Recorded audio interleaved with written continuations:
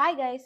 ఈ video youngsters కి కానీ మెన్ ఎవరైనా పబ్స్‌కి వెళ్ళడం ఆర్ సోషల్ డ్రింకింగ్, సోషల్ గ్యాదరింగ్స్‌లో పార్టిసిపేట్ చేసే వాళ్ళైతే ఖచ్చితంగా ఈ వీడియో సేవ్ చేసి పెట్టుకోండి.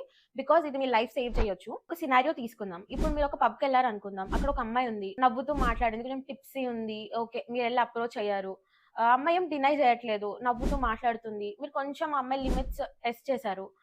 చూద్దాం ఎక్కడి వరకు వెళ్తుందో అన్నట్టుగా. డైరెక్ట్‌లీ ఆర్ ఇండైరెక్ట్‌లీ మీరు ఇంప్లై చేస్తూ ఆ అమ్మాయితో ఎంత క్లోజ్ మూవ్ అయినా ఆ అమ్మాయి డినై చేయట్లేదు.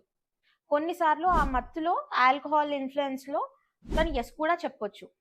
సో, అది మీరు కన్సెంట్ అని అనుకుంటే, అంటే ఆ యెస్ ఏదైతే ఉందో, అది మీరు యెస్ అని అనుకోని పొరపాటున ఆ అమ్మాయితో ఇంటిమేట్ అయ్యారంటే, ఇంక మీ పని అయిపోయినట్టే. బికాజ్ మినిమమ్ 10 ఇయర్స్ దాకా పనిష్మెంట్ ఉంటుంది. అంటే రేప్‌గా కన్సిడర్ చేస్తారు దాన్ని. లా ఏంటంటే ఆల్కహాల్ ఇన్‌ఫ్లూయెన్స్‌లో ఉండి ఇచ్చిన కన్సెంట్ అసలు వాలిడ్ కన్సెంట్ గానే కన్సిడర్ చేయదు. ఎందుకంటే ఆల్కహాల్ తీసుకున్నప్పుడు మనిషి అనేవాడు నార్మల్ క్లియర్ థింకింగ్ నార్మల్‌గా థింక్ చేసే కేపబిలిటీ కోల్పోతాడని లా నమ్ముతుంది.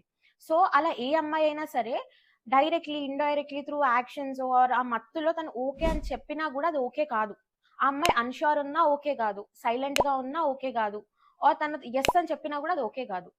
సో, రేప్ అనేది is very, very, very serious offence. మీరు ఏదో జస్ట్ ఆ టెంపరరీ ఆ మినిట్‌లో, ఆ మూవ్‌మెంట్‌లో టెంప్ట్ అయిపోయి మీరు ఏ స్టెప్ తీసుకున్నా అది మీ లైఫ్‌నే కాస్ట్ చేస్తుంది.